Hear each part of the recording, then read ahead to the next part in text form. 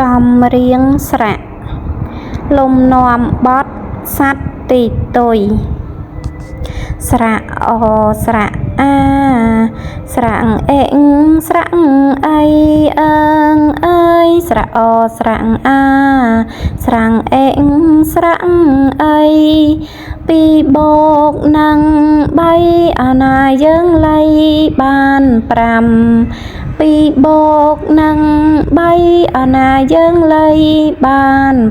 5ស្រង់អងស្រង់អូស្រង់អ៊ូគួ